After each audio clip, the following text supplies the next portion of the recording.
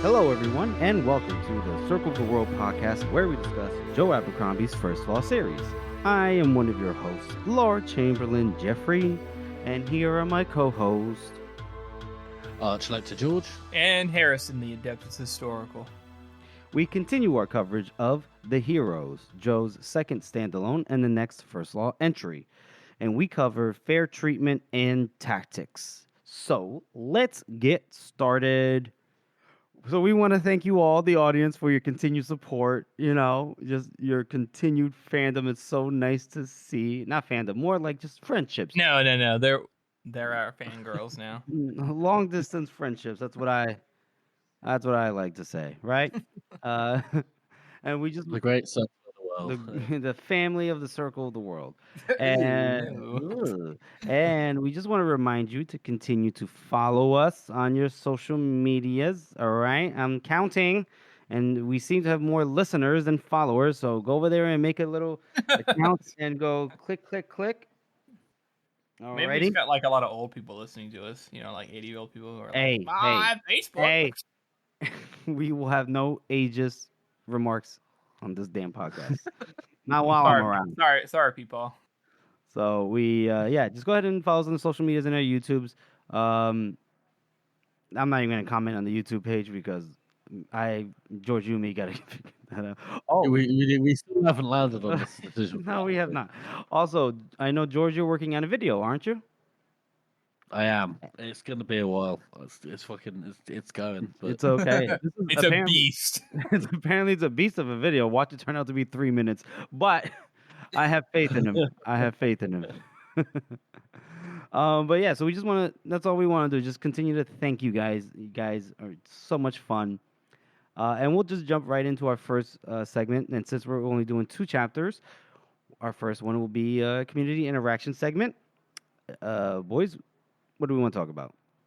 Well, I forgot to mention it the other day. I think it may have been 2 weeks ago now that it was popped up, but in our Discord chat, which you are welcome to join, just message us or message one of our followers.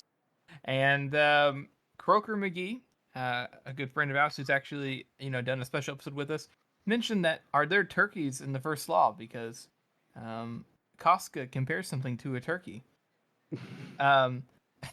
The only way that he could do that is if a turkey is involved. And then I forgot about it until I realized that Gore says in this chapter we're about to read in Tactics that he turned around like a frightened baboon, which implies there are also baboons. Well, there's got to be some sort of primate, besides obviously men, humans. Why? Why does there have to be? You know what? You're this right. Is a fantasy. You're right. Do all human beings come from Gurkle or Thon? This universe where there's like demons and shit. It's like, oh yeah, but evolution must still happen. So I want to know. I mean, I haven't never really thought about it, but I know there are many times they mention. Obviously, they got dogs and they got cats. They got like the domesticated animals. That's pretty well known, and chickens and farm animals. All those are pretty well known. But a baboon, Joe, that's very specific. Very exotic. Like, very exotic. And turkeys, debatably exotic. No, they're goofy. Exactly. All animals if they're exotic, they're just goofy. You're just used to knowing what a turkey is your whole life. But imagine if you were like somebody who doesn't live in a region with turkeys and you never saw a turkey before, you'd be like, what the fuck? Anyways, the point is I want to hear from you, dear listeners, is what First Law animals are we missing? What are the weird, wacky ones that Joe like haphazardly uses and doesn't realize the consequences of him using? Baboon's a big one. I don't know about consequences, but okay, yeah, I can dig it. I dig it. I mean, where are baboons from? Thon? I guess. I don't know. I can't tell if you're being like racist here. So. Whoa, Jeffrey. No, because Thon has jungles. Oh, that's right. Baboons are from the jungle, Jeffrey, if you didn't know. But how does Gorse know what a baboon looks like? Exactly right. How does he know? Are there drawings? Maybe at the university? Does he go to the? Did he have like a local education? Does he have like he's a noble? He's noble, right? So he must have had. He's right, learned in zoology. Did he have a book growing up about like baboons, specifically baboons, or was it a general the premise of primates. Like, are there other primates? Why did he compare himself to a baboon? These are questions we must know. I want to hear other people's thoughts. So I've stumbled across some horrific rabbit hole, which will now get back to the topic. I'm sorry, Tim. Jeez, I didn't know you felt so strongly about baboons. Started just coming on so strong. It's all good. It's all good. Yeah, and so thank you for that. And don't forget, folks, the memeing every chapter competition, you could say, is happening over on the House of the Meme Maker subreddit. So go ahead and join that. Have fun.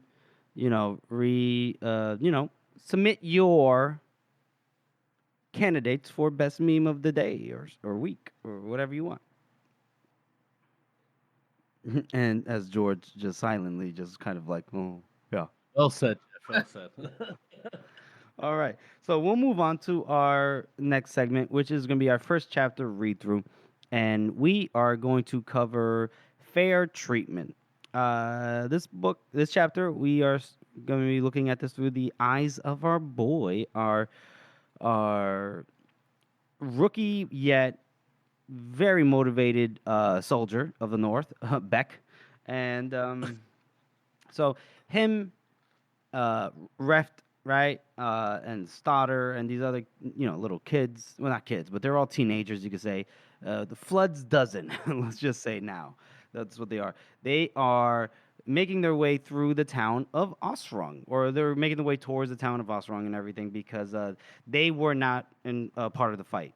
Beck is a little annoyed at this because his respect for Flood was waning with every mile they marched. He said all the old pricks seemed to care about was keeping the lads he led out of the fight and set to idiots' tasks like digging and carrying and lighting fires. That and keeping his leg warm. And Beck says if he had wanted to do women's work, he could have stayed on the farm and spared himself a few nights out in the wind. I don't know what land he's got me from, but farm work, that's tough work. It doesn't. What's he saying over here, huh? Calling it women's work. It's like simultaneously, like also like he's saying it like it's like some bad thing. Like it shows how naive he is. Like not only is it hard and not just women's work, it's also the most. It's like they're making food, bro. Mm-hmm. The most important things. You need food to live. Yeah. So he had come to fight and win a name and do business fit for the singing of it. And then he was about to say so, I guess make his opinions known to Flood unsolicited. When Stoddard, or no, I'm sorry, Brait is tugging at his sleeve, saying that there's somebody there. And it turns out, no, not technically yes, but also no. So like 3 somethings were hanging from a tree by chains, blackened up by fire. So Flood had pointed out that they are deserters, hanged and burned. They didn't even really look like men much at all. And Stoddard had asked them why burn them if they're already hanged. And well, because Black Owl got a taste of the smell of men cooking, and it hasn't worn off. Oh, I mean, that's literally why they call him that, isn't it? Because he likes to burn stuff till it's black. no, I think you're right. No, yeah. Because they thought they did it to children. Remember, they make a reference to that. They said like you burn children black, and he was like, I never burn children. Just the rest of them. Just the rest of all the men, all the adult women. They called him Black Owl because his deeds were so dark, And I like how Beck is like, you're idiots. It's meant to, it's a warning to not desert. But he is looking at those man-shaped ashes was making him all kinds of jumpy. And then like Colving made another squeak, and Beck went for a sword again. Just like they're all on high alert at this point, and it's just townspeople leaving Osrung, passing them. And they're telling the Floods dozen they got nothing, they don't want anything, just keep it moving. And then so they they get closer to Osrung, they see the ram that was just like a big ass tree trunk sharpened to an end with the branches kind of like shorn off. And then they see a giant pile of bodies, naked bodies. And this is even making Beck. This is making Beck. He's coming to grips with like, oh, death. This is what a dead body actually looks like. Because he was used to one like kid drowning or something years back, and thought he was a tough man. But now he sees all this, he goes, retro. I do like that he recognizes that he's not as tough. Like, obviously, he's still like a little in over his head here, but he also is recognizing the fact that even though he's still gonna front, he may not be as tough as he is pretending to be. Yep. Very true, very true. And so, well, I like how at some point they kind of notice, like, wait a minute, it's like the men here are sacking the town. But isn't this our town? Flood goes, listen, they fought for it, so some of them even died for it. They're not leaving empty-handed. We're just fucking. Can you imagine the people in the town are like, yes, the union's here, thankfully. We're not going to get raided this time. And then they see the Norsemen coming back, they're like, oh, fuck.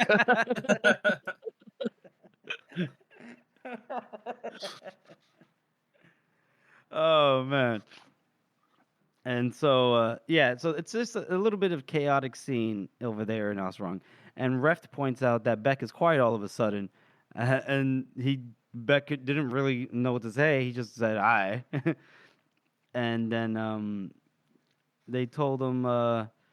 So Flood said for them to basically wait there. That they came upon a group of prisoners. Flood conferred with some guy. He says, "All right, you guys stay here. Just keep watch over these prisoners while I find out what are we gonna be doing tomorrow. Just make sure that none of them and none of you end up dead." And then he left. And then here, Beck notes that the majority of them are Northerners. These men, they're probably some of the Dogman's boys. And then there's like one Union guy, Union man in a funny Union jacket, all red sleeves. So like a red coat, right, George?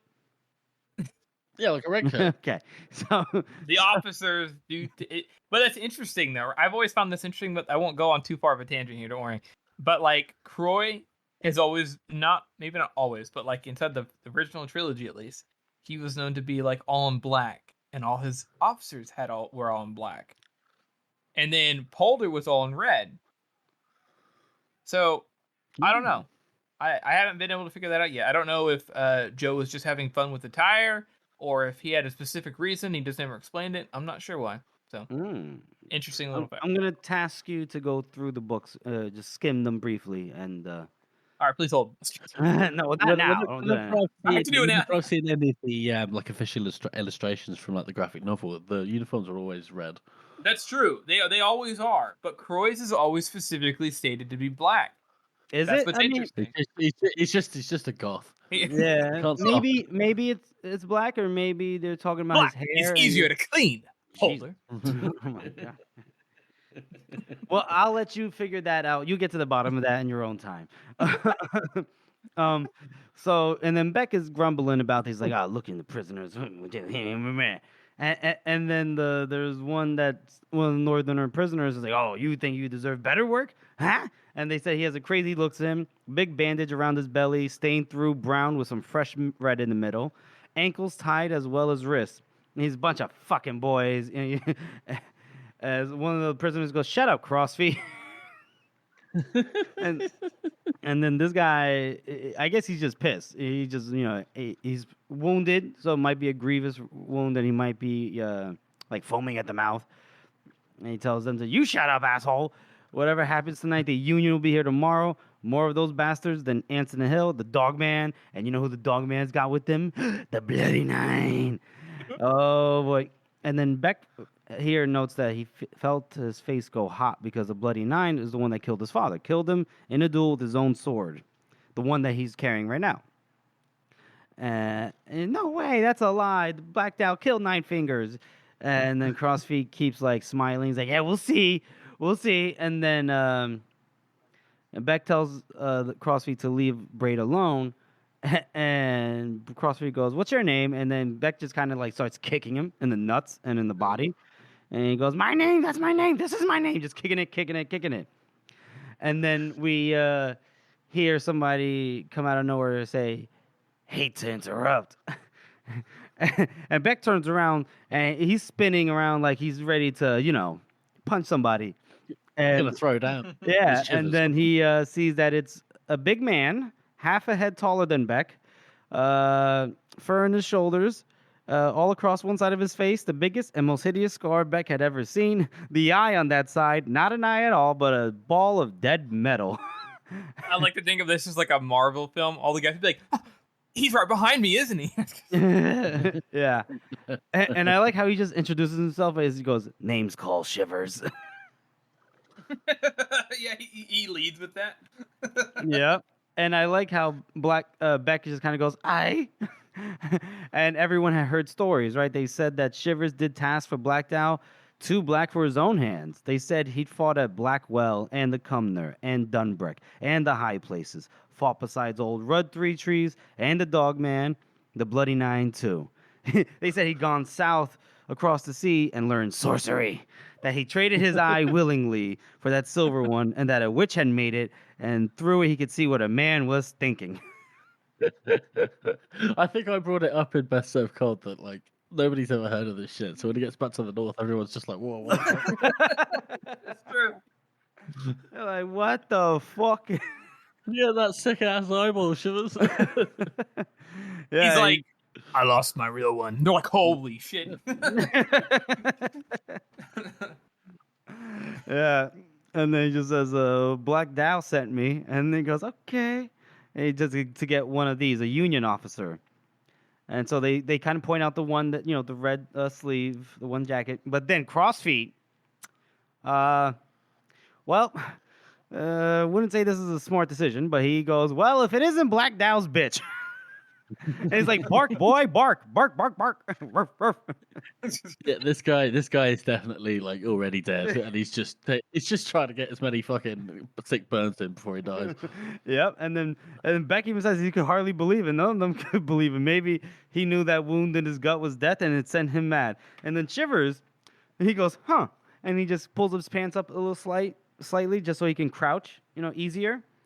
And then he had a knife in his hand already, just a little one, blade no bigger than a man's finger. And he goes, oh, so you know who I am? And he goes, yeah, and I ain't fucking scared of a dog.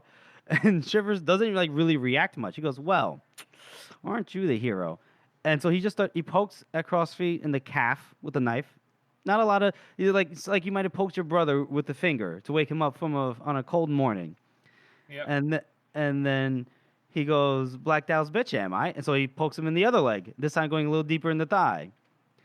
And then he pokes him again in the hip. He goes, yeah, it's true, I get some shitty jobs, but a dog can't hold a knife. He didn't sound angry, didn't look angry, just bored, if even. He goes, I can, and he just keeps poking him. And then Crossfeet is like, if I had a blade. And then Shivers goes, oh, if? And then he just keeps poking him in the side where his bandages were. He goes, well, you don't. So there's the end of that. Keeps poking him, poke. He goes, I got one. Look, poke. Look at that. Poke. Look at that hero. Poke. Poke. And at this point, Crossfeet just kind of moans and shudders. And then Shivers is, okay. So he wipes his knife on the Union man's sleeve. And then he goes, right then. And he just grabs the Union man and goes, I'll take this one off. And then Beck kind of just dumbly asks him. He goes, what do we do with this guy? With Crossfeet. And Shivers just looks right at him, and Beck says it felt like he was looking into him, right into his thoughts. He goes, do nothing. You can manage that, no? Just let him bleed. And that's the end of that chapter. So, boys, how do you rate that one? That little ray of sunshine. It's pretty short, but it's like super intimidating for like Shivers' character. Like, this guy fucks with him. He's got his pride at least. He's gonna shank the shit out of him. He's not even gonna die. It's so genius that he does this, and it's really brutal. And I like how the boys are like, "Oh my god, this is crazy." So I would say though, I think I'm gonna rate it a 3 out of 9. That's pretty. It's pretty minor. So yeah. George, I'm gonna go one lower. I'm gonna give it a 2. Like I said, it's very short. I like seeing what's going on behind the lines of the north, but this is really just again setting stuff up for future chapters. So, yeah, I'll give it a 2 out of 9 as well. Very short. We have Beck internally being a bitch, right? But yeah, young kid, being a young kid, right? This is thinking he knows the ways of the world and everything. Then he kind of gets a reality check from the three hanging blackened bodies and the pile of dead corpses, and then see Shivers basically commit a war crime. It's like okay. Well, that's pretty much it. So yeah, I'll give this a 2 out of 9 fingers just due to the length. But I know Beck just got a pretty hard lesson there. This book is just a series of hard lessons for Beck. Oh yeah, and we'll get to that in a moment. But all right, so let's move on to our next segment, which is our best meme of the week. Georgie boy, that's you. Take it away. So for once, it's not the bloody niner. Not this week is Bow, bow. the bloody niner, and this is in fact not even a memeing every chapter one. It's just a completely independent one, Nice. which is Okay. great. This is not looting, not looting on Reddit, and it's the guy that guy at a board meeting, and he just goes and opens the window and walks out, and it's Logan at 9 fingers meets the shareholders of North Company LLC, colorized. So dumb. It just jumps out the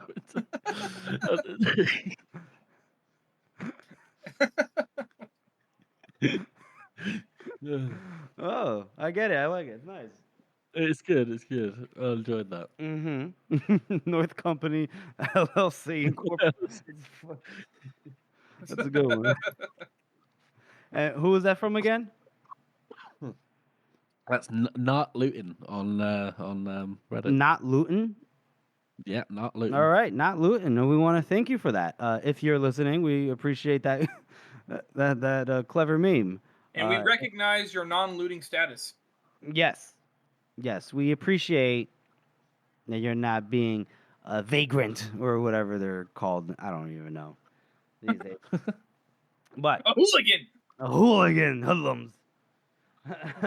Anyway, but so thank you for that, Georgie. And yeah, just I know George said this didn't come from the memeing every chapter tournament competition, but don't forget to go over there and submit your own meme. Why not? So we'll move on to our next chapter read through, which is tactics. And this one is a bit of a long one, folks. And here we look at we start off with the perspective of our girl, Finry Dan Brock. We love a good Finry, don't we?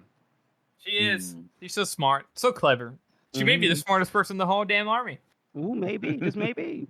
So Meade, Lord Governor Meade, had made his headquarters at an inn south of the town of Osrung, right?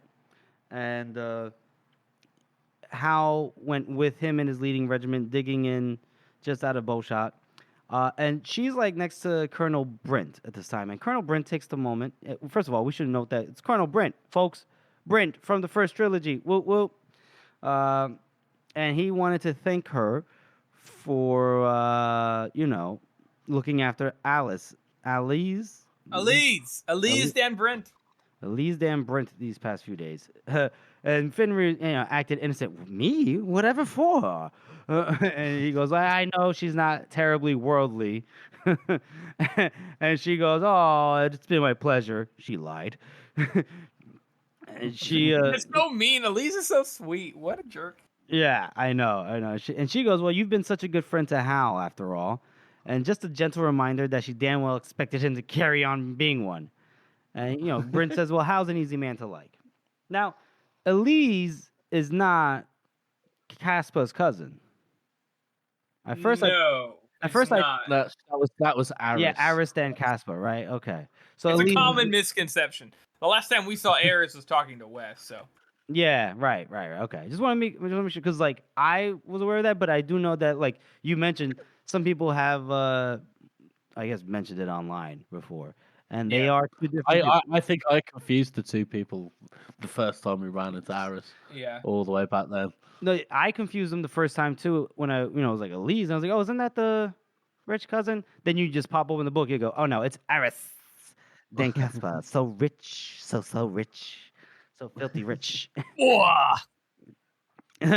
And then anyway, so they they're riding past the picket and everything, and they're in see these soldiers that are in line for some grub, and w- one, I guess, a cook, or I guess you could say, is handing out rations, and one guy goes, "What? There's no bread?"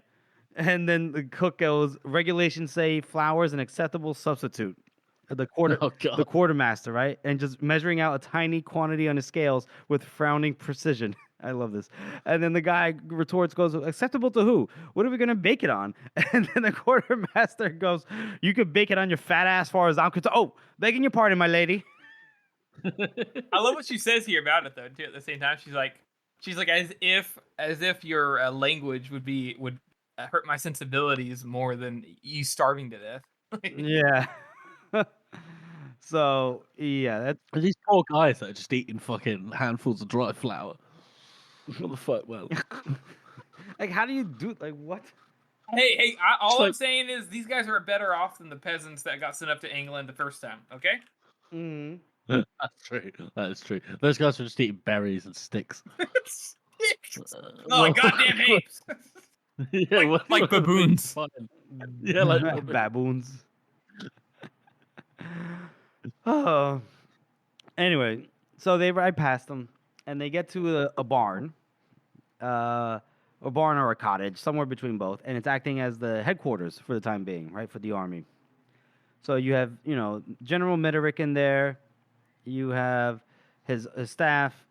Finry notes that Bremer Dan Gorst is there, and she, smiled in acknowledgement, and he scarcely tipped his head in return, which is funny. he's probably thinking, "Oh my god, you Smile like right? core memory." And then she notes that her dad, Lord Marshal Croy, is standing in front of the map that they have, pointing out positions, and she's like really proud of him whenever she sees her father at work, which is nice to see. I like that. And when he saw them enter, he came over to shake Meade's hand, and he goes, "Lord Governor Meade, I must thank you for moving north with such speed." And then the governor here, he's just a prickly prick. He goes, because in his own province of England, Meade was, I guess, preeminent, but in times of war, the Lord Marshal outranks him. That's gotta hurt.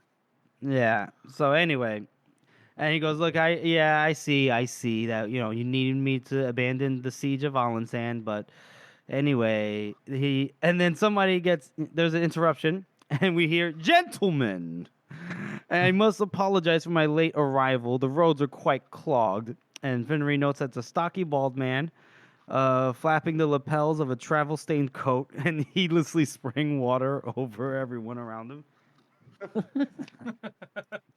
Now, There's so Finnery- much every single time Mhm. Bias steps into the room. There's so much symbolism.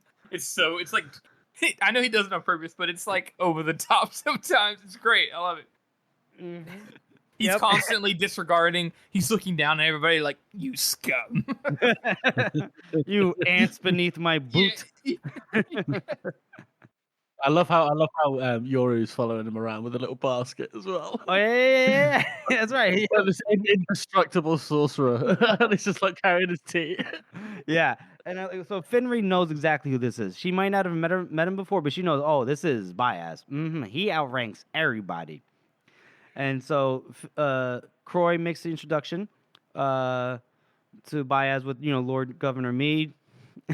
And I like how Joe notes that the first of the Magi somehow managed to press his hand and ignore him simultaneously.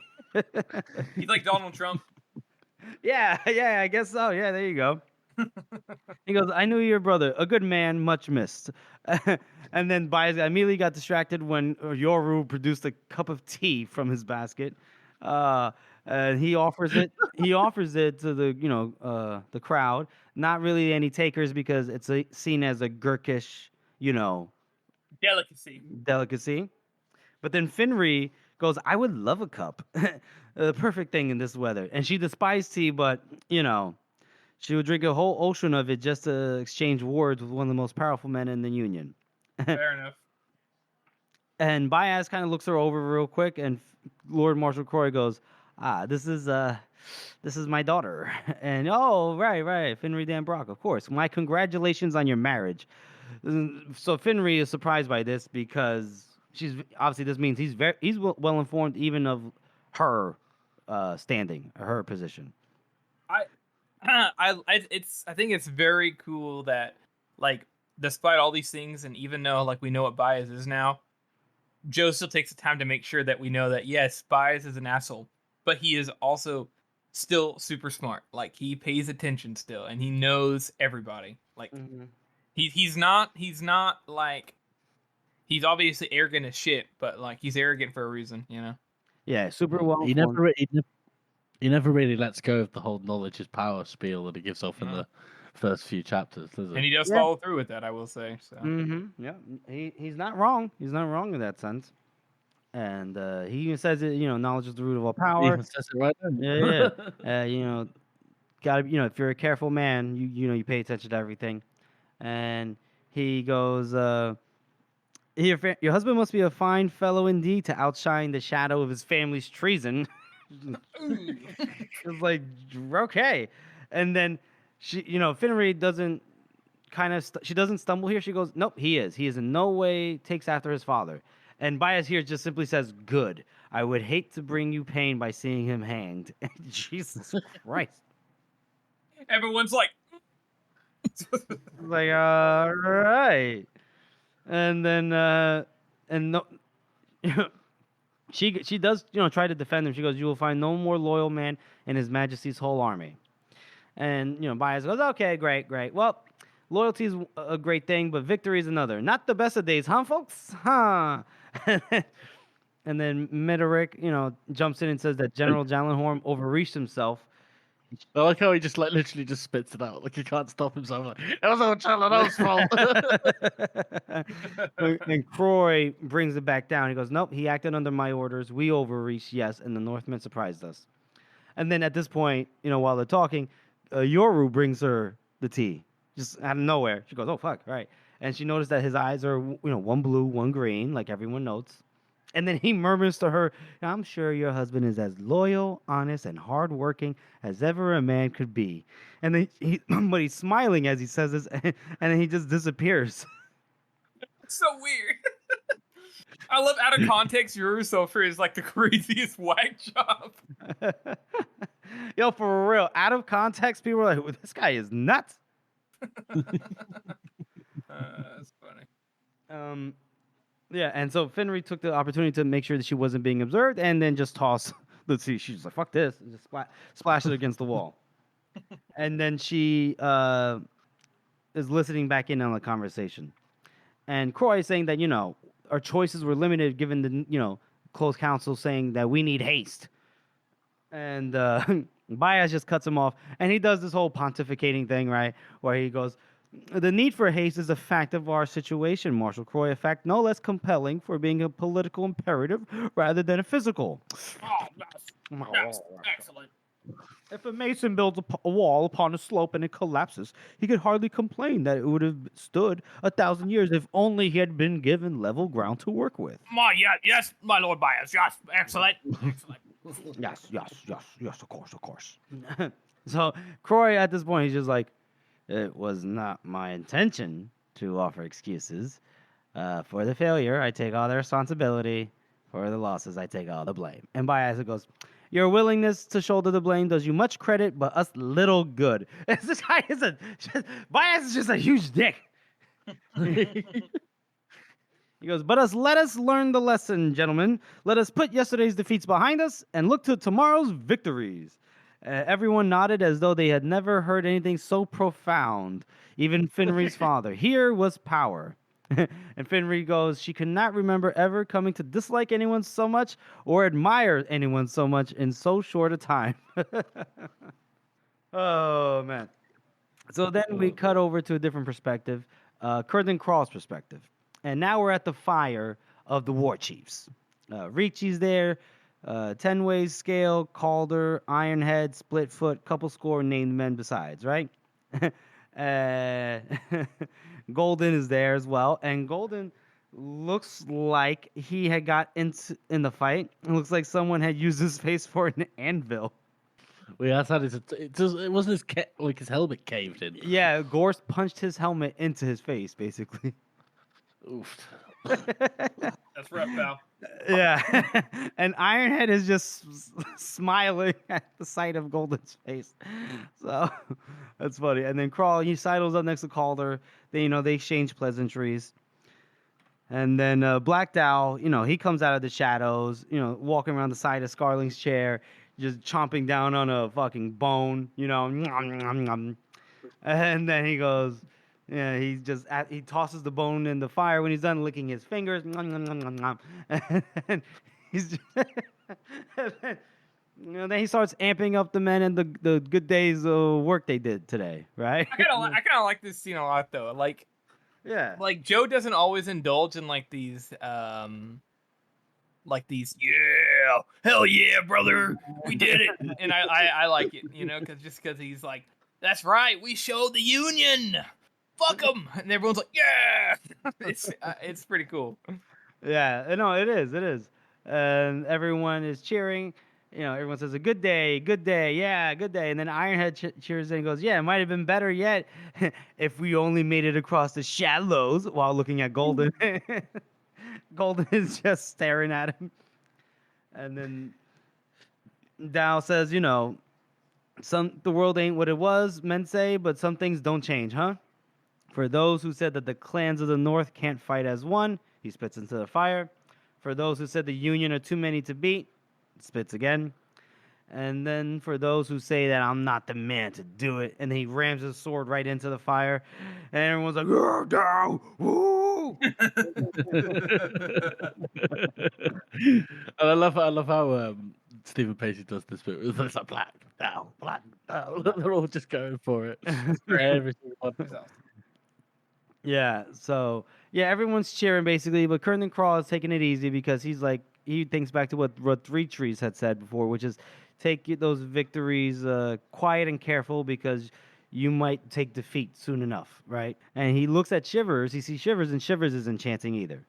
So it's Shivers, Crawl, and Calder not chanting. Everyone else is losing their mind. They're acting like baboons. Nice. And so Dow settles into Scarling's chair.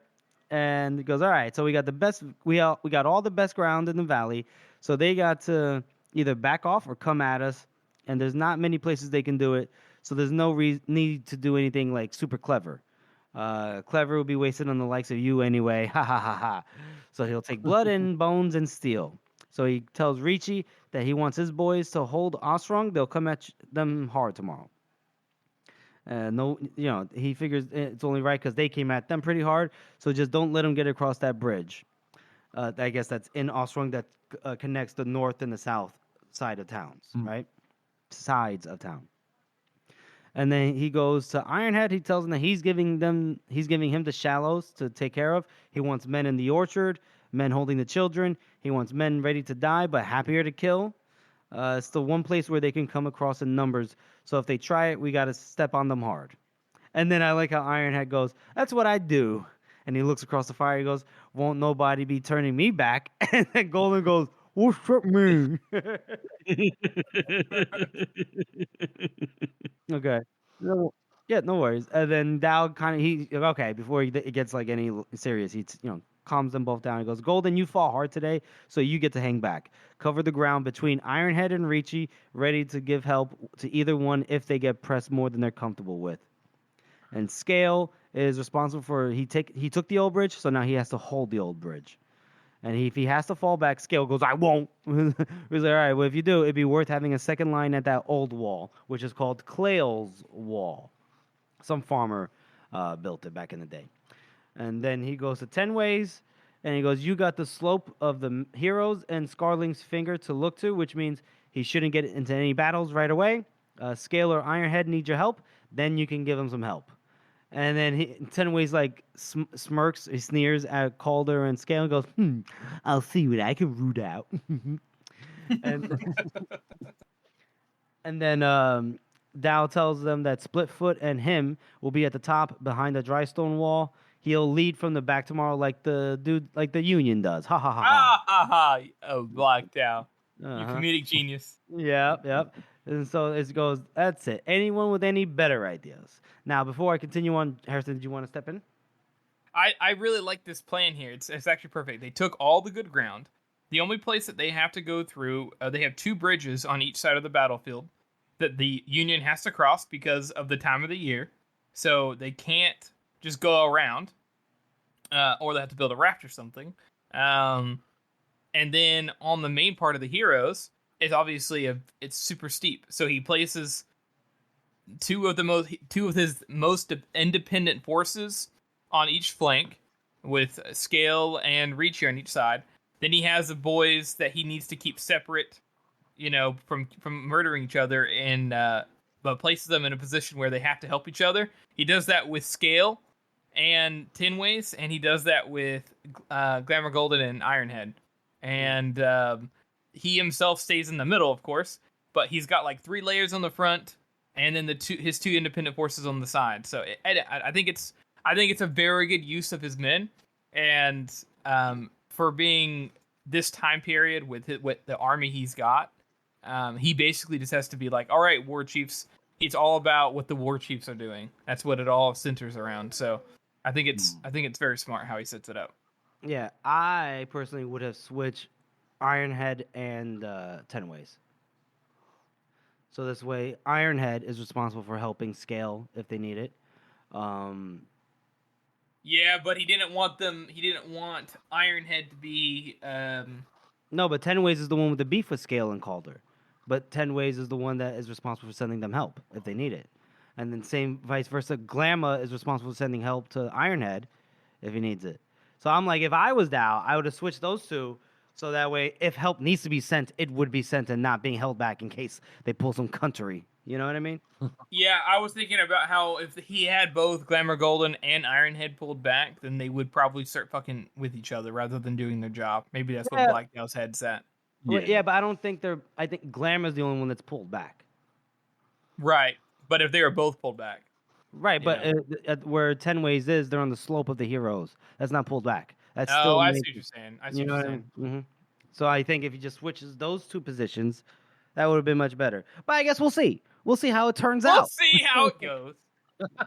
As if any one of those groups would ever have a hatred enough to jeopardize the whole army. Come on. Yeah. Okay. So after he asks, does anyone have any better ideas? Calder says he does. And Thou, he goes, what a surprise. And what's your strategy? And, people start making fun of him. Like Ironhead says, put our backs to the Union and run. And Tenway goes, put our backs to the Union and bend over. And then as soon as when the laughter died, subsided and things were silent, he just goes, peace. And he goes, oh boy, Crawley's standing right next to him. He goes, fuck. Yeah, I love that. I love how Crow is like, oh my god, this is probably not a good idea, but he's like, no, I'm going to stand next to him anyway because he's my friend. And what kind of friend would I be if I just left now? Because what in the Disney Channel movie? Yeah, I know. What in the Disney Channel? And so, the silence was stunned, and Tenways goes, "Oh, you fucking coward!" And then Scale goes, "Call my brother a coward? I'll twist your fucking neck." It's all right. And Dow's the one here. He's like, "Calm down, calm down. If any necks need twisting, I'll do the picking out." Then he goes, Prince Calder is known to have a way with words, and I brought him out here to hear what he has to say. So let's hear it. Why peace? Which is interesting that Dow's even like asking him like to hear him out. Yeah. And Crawl is like trying to whisper without moving his lips. Like, careful. And Calder chose to shat on it because he says, because war is a waste of men's time and money and lives.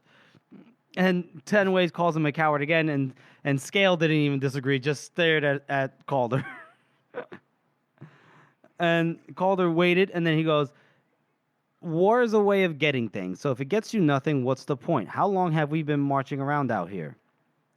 And he goes, how long have you been out here? To Ironhead, or to you, Golden, or to crawl, or like months, years, marching, riding, and fearing, and lying out under the stars with your sickness and your wounds. What plunder have you gotten, basically? What glory? That's what he's saying. What have you gotten, right? If there are 10 score men in all of this who are richer because of this war, I'll eat my own cock. That's his own words, verbatim. And I like how, there's the obvious bravado with everybody calling him a coward and everything. But some people are like, yeah. Yeah, well, yeah, he's actually, starting to. Yeah. Yeah, he could tell he's starting to. People are like, wait a minute, because Tenway says cowards fucking talk. I won't hear it. And then Calder says cowards run away from things. Scared of words, are you? What a hero! And that got a joke, out of some people. He goes, look, we won a victory here today. Great, legends, but it was just a little one. There's plenty of more Union. There'll be harder fighting tomorrow, right? And heavier losses, much heavier. And if we win, it'll be to end up in the same spot with more dead men for company. As for those who said the clans of the North can't fight as one, or the Union are too many to beat, he doesn't think those questions are settled just yet, and any man can spit. And so, Ten Ways brings up the point that, peace is, well, we know what a lover of peace your father was. Didn't he take us to war with the Union in the first place? And Calder goes, yep. And it was the end of him. So it might be that I learned from his mistake. Have you is the question. Zam, zam, zam. Nice. So he goes, because if you ask me, it'd be a damn fool who'd risk his life for what he could get just by the asking. So there's a silence. Everyone's quiet. And so now Dow kind of, he leans forward. He goes, well, you did great. You did a great job of pissing on my fire. So he looks at Scale. He asks him, what about you? Do you want peace? And they look at each other, the brothers, and Scale goes, no, I'm for fighting. And Dow goes, well, there we go. Seems you didn't even convince your own brother. And, they all chuckled and even Calder laughed away, laughed with him, even though it's somewhat sickly. And Dow goes, well, hold on, though. You still got quite the way with words. Maybe the time will come we need to talk peace with the Union. Then I'll be sure to give you the call. Won't be tonight, though. And then, Calder goes, that's as you command. You're the chief. And Dow goes, that's right. That's right. That's right. And so some men looked thoughtful at this, though, and Carlton wondered maybe he wasn't so mad as he seemed, talking about Calder. The Northmen love battle, sure, but they love beer, too. And like beer, there's only so much battle most can stomach. Then we cut over to a different perspective. And Marshal Croy, right? We're looking at this through Burma Gore's perspective. And we're back at the headquarters, right? And Marshal Croy says that, they suffered a reverse today, but tomorrow will be different. They will take the fight to the enemy, and they will be victorious. And it talks about how all three divisions will be in position. And he says that General Jallenhorn's division needs time to regroup, so they will stay out of action in the center, demonstrating towards the shallows, but not actually crossing them. They will attack instead on both flanks. Meade is responsible for being the right fist. His division will attack Ostrong at first light, carry the palisade, occupy the southern half of the town, then aim to take the bridge. The northern half is the more built-up one, and the Northmen have had time to strengthen their positions there. Meade he's just intense. The idea of going after the Northmen. He goes, we will flush them out and put every one of them to the sword. And Meade, Croy tells him, he goes, just be careful because the woods to the east have not been thoroughly scouted. General Mitterick, you are the left hook. You are to force your way across the old bridge and establish a presence on the far side. And Mitterick, with the usual pomp, he goes, well, we will take the bridge. Don't you concern yourself about that, Lord Marshal. We'll take the bridge and drive them all the way back to bloody Carleon. taking the bridge will be adequate for today. All right, Calder. And then Felnig joins in, and he goes, a battalion of the 1st Cavalry are being attached to your command. They found a route through the marshes and a position in the woods beyond the enemy's right flank. And Mitterick didn't even bother looking at Felnig. And he goes, I've asked for volunteers to lead the assault on the bridge, and my men have already built a number of sturdy rafts. And Felnig jumps in, and he goes, but I understand the current is strong. And Mitterick snaps at him. He goes, it's worth a try, isn't it? They could hold us all up all morning on that bridge. He jumps in between these two. He goes, all right. Just remember, we're seeking victory, not glory. I will be sending written notes to each one of you. Are there any questions? And then Colonel Brent, Just sorry, Jeff. go ahead. I like the fact that we do see a fair lot of the fighting, but I like the fact that there's little things that happen that you don't see any of. Like earlier with the ram in Osrung. Like you didn't see any of that bit of the Northmen getting into Osrung that time, and we didn't see any of Mitteric's rafts in the next few chapters either. Even though that would probably be really exciting. Oh, it's gonna be you're seeing all the personalities come to the forefront. I would say. Yeah, we don't necessarily have to see all of the entire battle, everything that's going on. Right. That's what I mean. Colonel Brent has a question, just one question, and he says that he asks, "Is it possible for Colonel Gorst to refrain from his heroics long enough for the rest of us to contribute?" I like how like Gorse just gets pulled out of this reverie because he's like trying to not stare at Finry, and then everyone's like smiling at him, and I bet people actually do like him, but he just thinks everyone hates him. Yeah, He's so oh, you fuckers smiling at me! I bet you're being ironic. yeah, and then he just says, "I will observe," and then Bias chimes in and goes, "As will I." And perhaps conduct my little experiment on the South Bank. And good for you, Baez. Good for you. Croy goes, "Yeah, we stand entirely at your disposal, Lord Baez." And Baez just kind of goes like, "Well, all right." And he just gets up. And then, Gorse is kind of in his own head. And then he just hears someone say, "I hear you saved the army today." And he spun about with all the dignity of a startled baboon, and found himself staring into Finry's face at paralyzingly close quarters. He is still in love with her, even though news of her marriage should have allowed him to bury his feelings, but they've only seemed to intensify them.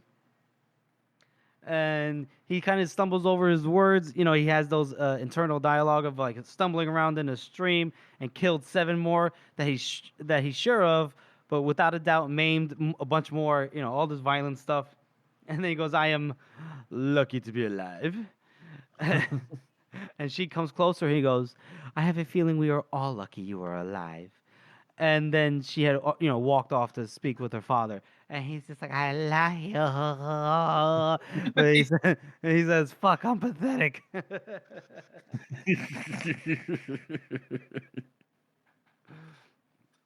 And then, so then we're back, and now we're in Calder's perspective, and everyone kind of, slipped away from the fire, the meat, you could say, and he looks for Glamour Golden, and he finds him, and Glam was like, well, and he goes, "What would I have to say to you, father?" He has a lisp going on now, which is because of the beating he took. Yeah. And then you ever tried to talk through a broken nose? It's not fun. Broken nose, broken jaw, broken everything, right? Yeah, I know. Yeah, he's fucked up. Yeah. So, and Calder kind of does this whole thing where he's like, "Oh, wait, careful, we're being watched. Be quiet." And Calder's like, "What the fuck?" Because I thought we could help each other, given that we find ourselves in the same position. And Glamour's like, "The same? What are you talking about? How are we the same, peacemaker?" It is much better with the lesbians. Yeah. And so, he Calder starts like weaving a web. He goes, "Well, Black House's favorites, and then the rest of us have to fight over the scraps. You led the charge today while others lagged at the back. You put your life in the line, and you were wounded fighting his battle, and now others are getting the place of honor in the front line, while you're at the rear, where in case you're needed. My father always admired you, always told me you were a clever man, a righteous man, the kind who could be relied on." And Calder's just like, "Really? You never told me that." Yeah, and Calder goes, "How could he? He was king of the Northmen. He didn't have the luxury of telling men what he really thought, which was just as well because he thought Golden was a puffed up half-head, just as Calder did." Genius. It's actually a pretty clever move to say that. Yeah. I mean, Yeah. So there's no reason you and I need to stand on different sides. That's what Tao wants to divide us, so he can share all the power and the gold and the glory with the likes of Splitfoot and Ten Ways and Ironhead. He goes, we don't need to let that happen. Together, you and I can do great things. And Golden's like, enough! Get the fuck out of here! And he goes, peddle your life elsewhere. And he leaves. But he goes, all right, just small steps, small baby steps. Patience is a virtue, my good sir. And then we switch back perspectives, right? And now we're back to Finry. And Lord Governor Mead, he leaves. And then as soon as Mead leaves, and it's just her and her father, she wastes no time in going ahead and saying, Mead is a primping dunce. Actually, I'm not being fair. Actually, no. He's a primping dunce. Okay. He'll be as much as use on a battlefield as a 2-copper whore. Actually, I am not being fair. The whore at least might improve morale.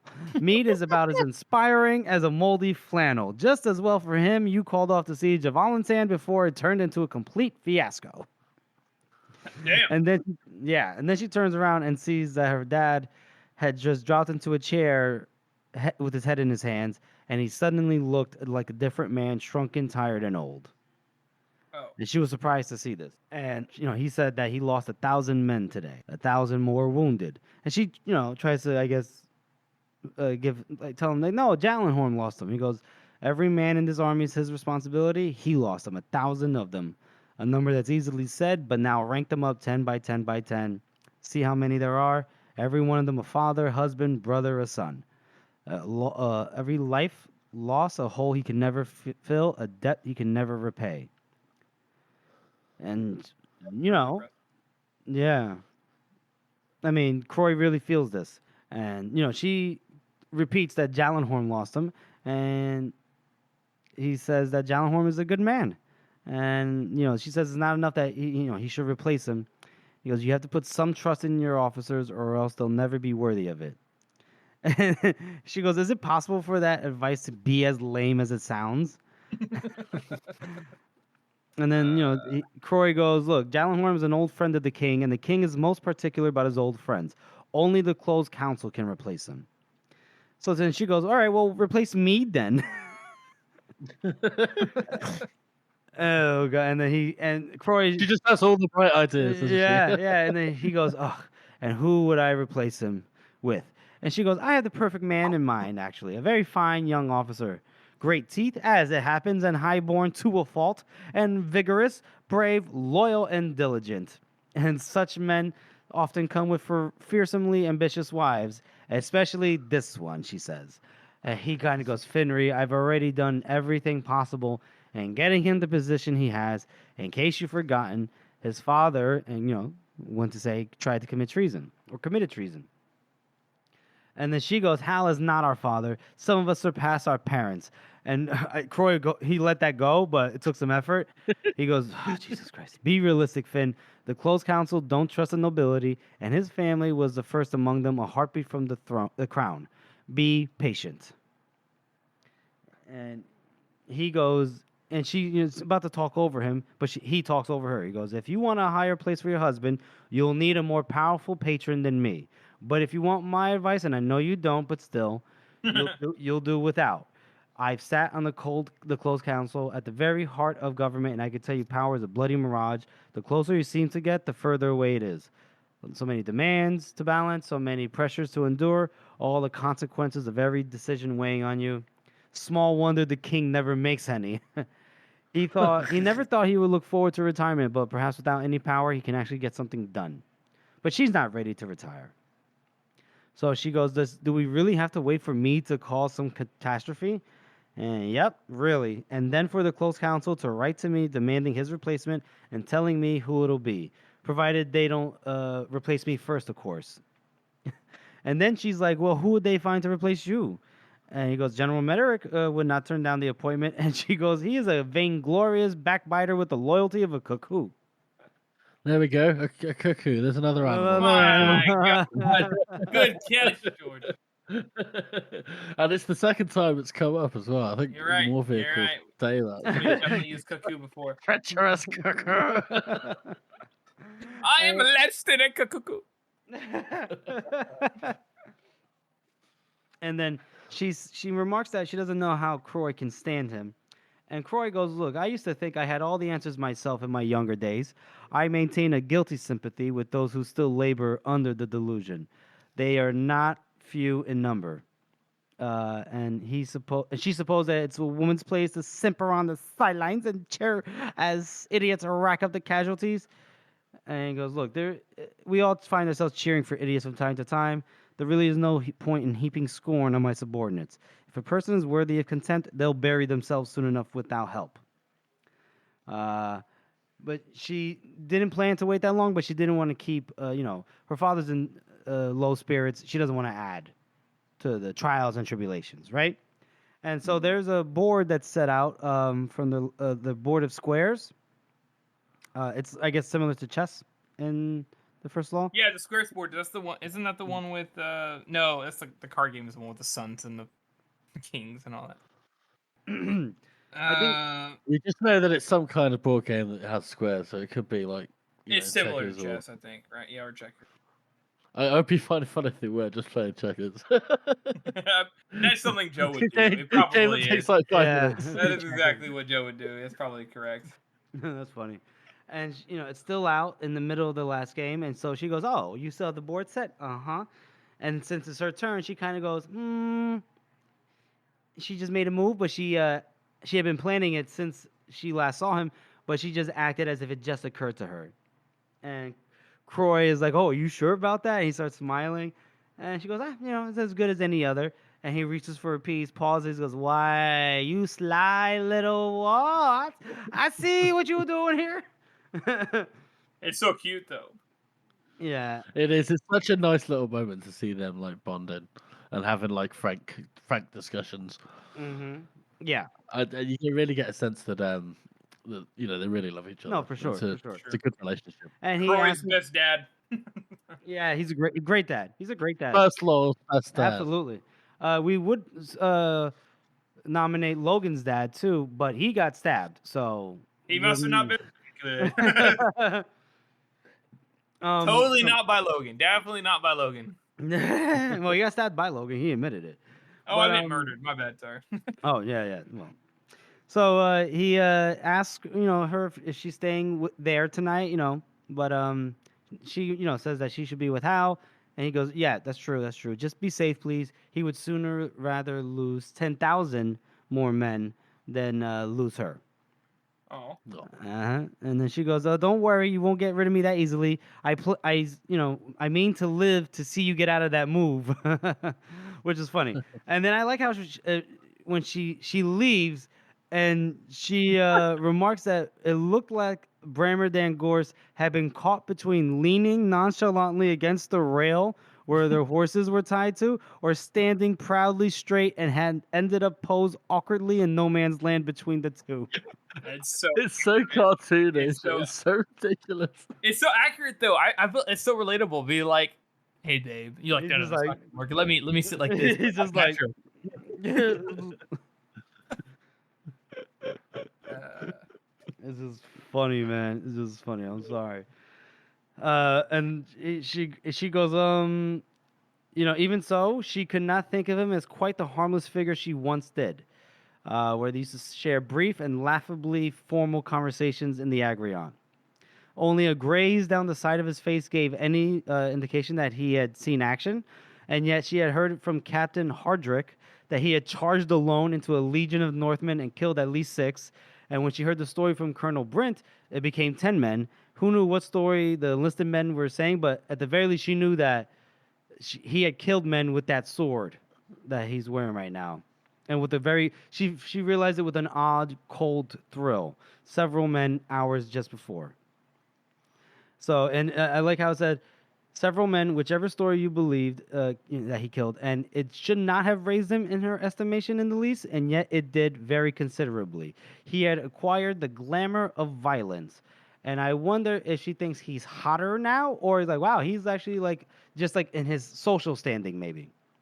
maybe because she That's sees a good point, Jeff. I didn't think about it that way. because she sees everything in terms of Yeah. social status, right? You know what I'm talking about? Yeah. I think maybe it's a little bit of both, Like she's Yeah. like, "Oh, that's right. You are a killer. That's exciting." Like she actually says. But also like, "Ooh, that's right. You're more important now. You're more recognized." Mm-hmm. I don't know. Yeah. So she asks him, "What are you doing? You waiting for my dad?" And he goes, "I thought you might need an escort." And then she goes, "Ah." So there are still some heroes left in the world. Lead the way. So then we cut back over to Calder's perspective, and now he tries his hand with Cam Ironhead. He's waiting by the latrines, the piss pit, right? And he sees this slab of a man because Ironhead is like really wide apparently. And he gets him over them. He goes, "Hey, buddy, how you doing?" And he goes, "What? You come to measure my cock or something? What are you doing here?" And and so then he goes, Calder goes, "Well, you could, because Kame goes, well, it ain't about how much you've got, it's about what you do with it." Talking about his cock, obviously. And Oh, is that Calder, what he's talking about, Jeff? yeah. And then Calder goes, "Well, you could say the same about strength." And What a way to lead into the conversation. Very Right. natural. You could say the same thing about Muscles. uh-huh. And then I like how Calder, and then Ironhead says or guile and doesn't say anything else. And Calder doesn't like a silent man because if you're boastful or angry or savage, they give you something to work with, but a quiet man doesn't give anything. So basically, he kind of goes like, "Look, I've heard it said that Black Dow wants me dead." And Ironhead says, "More than I know, but if it's true, what's my interest? We all don't love you as much as you love yourself." And he starts talking about how, like, no fool gets where you are, Ironhead. Black Dow scarcely has more liking for you than me, I think. And he goes, "Huh, no liking? Has he not put me in the place of honor, front and middle?" And he's like, Calder gets the sense that Ironhead is kind of like mocking him a little bit. But then he reverses what he told Glamour, right? He goes, "The place of honor, Black Dow. Ugh. He turned on the man who spared his own life and stole my father's chain for himself. The place of honor. He's done what I'd do to the man I fear most. Put you where you'll take the brunt of the enemy's fury. My father always said you were the toughest fighter in the north, and Black Dow knows it, knows you'll never back down. He'll put you where your own strength will work against you. And who's to benefit? Who's going to be left out of the fight? 10 Ways and Golden." But Ironhead didn't even really react. And he goes, "Finally. Finally what?" And then Ironhead's finally able to start pissing. And he goes, It's another example of people not being able to piss. Yeah, right. And then, but what I was like is Ironhead doesn't really like, kind of not take the bait, but he doesn't really give Calder in the time of day. And he goes, "Calder, you said it yourself. No fool gets where I am. I'm a long way from convinced Black Dow set on my doom or even on yours. But if he is, what help can you offer me? Your father's praise? That lost most of its worth when he got bested in the high places, and the rest when the Bloody Nine smashed his skull to porridge." Oh. Oops! And Calder felt Ironhead piss all over his boots. And he goes, "Reckon I'll stick with Black Dow, touched as I am by your offer of alliance." And then Calder just straight up says it. He goes, "Black Dow's got nothing to offer but war and the fear men have of him. If he dies, there's nothing left." And it's like, "Whoa, what is he saying here?" Oh, that might be a step too far. Uh-huh. And then Ironhead just goes, "Kill him then. But until you do, find other ears for your lies. Find another piss pit to wait by as well. You wouldn't want to drown in this one." And, Ironhead gives him like a little pat on the back, like real hard, and walks away. And Calder just stands there, kind of like seething for a little bit, right? So, but not too much because he learned that Ironhead is subtler than he appeared, and so that's something he learned. He's taking something from this. And then he goes, "One day I'll sit Scarling's chair, and I'll make you eat my shit, and you'll tell me nothing ever tasted so sweet." And he just struts off into the night. And that's He's just like a cartoon villain. It's so funny. I know.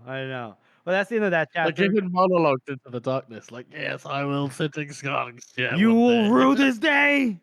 Yeah. but that's the end of that chapter. Boys, tell me your thoughts, your ratings. I really like this one. I like seeing Calder trying to manipulate people, as always. I think it's always very funny. And I like how it's kind of juxtaposed with, or it's interspersed with Finri as well, being her own brand of manipulative. You know what I mean? This is just people. There's like, setting up. manipulation all over. It's all manipulation all the time. I like the mirror images of this chapter. Right, you have both sides talking about what happened during the day and cheering themselves on for the next day. Right. Yep. Then you had the leaders saying what's going to happen.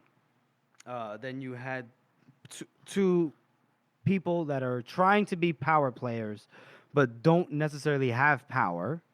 Right. Yeah. They're both the offspring of powerful people, current and past, right? And just trying to make their way around, seeing improve their lot in the world. We will see many symbolisms between Finnery, like parallels between Finnery and Calder, and they are done well. George, you were saying something? And then he's just got Gorst in the middle that doesn't know what's going Yeah, on. He's just like, where do I get to kill people? Gorst is literally just like meep. Yeah. Oh, guys, why is everyone looking at me? I swear to God, I wasn't looking at Finnery's boobs. I swear to God. Just says it completely unprompted. Like, well, nobody asked. What the fuck are you talking about? So yeah, I'm gonna give this one a 6. Let's say. Okay. Harrison? There's a lot that happens. I think a 6 and a knuckle, because I really do like the strategy behind it. But otherwise, same reasons. But I like how they all set up. I didn't mention the union part of it, so I'll mention that now. But I like how Croy, like his situation is so different. Like the numbers he's working with is way bigger, and his army, ironically, is somehow more dysfunctional than Black Dow's because of who he's got. But he's also objectively the better commander, Like he balances out his crazy ass command staff by himself. Take responsibility. It's still giving direct orders, even if they're not followed, and is organizing the whole thing. So I really like how Croy is positioned here in the Union Army, and his characterization with Finnery in general. But yeah, I think 6 and a knuckle. Yeah. I am gonna give it a 7. I really like this chapter. I like the interplay between the parallels. We even have parallels between Crawl and Gorse, the two men that took part in the battle. They're there as observers in the beginning part of this chapter. One is looking forward to retiring. The other one is intent on dying. And I just like this, this whole chapter a lot. Really, I do. So yeah, I'll give it a 7 out of 9 fingers for me. And so we'll move on to our next and final segment, which is our character spot. Boys, who are we highlighting today? The unfortunate crossfeet. The unfortunate crossfeet. Oh, what can we say about G? Is it crossfoot? He apparently sits cross-legged, I guess, or maybe he just stumbles a lot. I bet that's how he got his name. Like after a fight, he just sat down, and nobody in the north sits down cross-legged, and he sits down cross-legged, and then everyone's like, crossfeet. I gotta love those very on-the-nose nicknames. Gotta love it. Yeah. Oh god. What else? You have a very fat mouth, big mouth. He does. I think he chooses to go out on his own terms. Well, not exactly on his own terms. Yeah, I mean, we don't know if he died, but I mean, probably he did. just got stabbed like 20 times. Yeah, but it was very shallow, right? But I mean, I don't know. Maybe Shivers just said, I don't know. He said the blade's like the length of the man's finger, so I don't know. Yeah, I reckon he'd definitely kill you. Yeah. So, whoopsies. But you know what? I reckon getting stabbed 20 times is probably less painful than going out from a rotten gut wound. True. Maybe. So maybe he's just brave. That's why he was insulting Shivers. Maybe. But I like how even one of his homies, the other prisoner's like, "Shut up, crossfeet." You shut up. Bunch of pussies. One could say that CrossFit was always a bit cross. I fucking know it. Ah. I hate you for that one. Oh. Well, if this is the kind of men, we have CrossFit, we have Hardbread's nephew that got split in half. I mean, Dogman's boys, you gotta put forth some better men, at least from what we've seen. Although we don't know like how diligently they fought in Ostrong. Maybe they fought to the very bitter end. Who knows? Good point. Yeah. But CrossFit, we shall remember ye for at least the remainder of this episode. That's our show, everyone. We want to thank you all for listening and supporting this podcast. As you know, this is a passion project for the three of us, and your support really means oh so much. Join us next week as we cover rest and recreation, dawn, and opening remarks. And make sure you follow us on all of our social media or just shoot us an email at circleoftheworldpodcast@gmail.com. And if you haven't already, please subscribe to our podcast on Apple Podcasts, Spotify, or wherever you get your podcasts from. And please make sure to rate and review us. Thank you all again for listening. Any man can spit.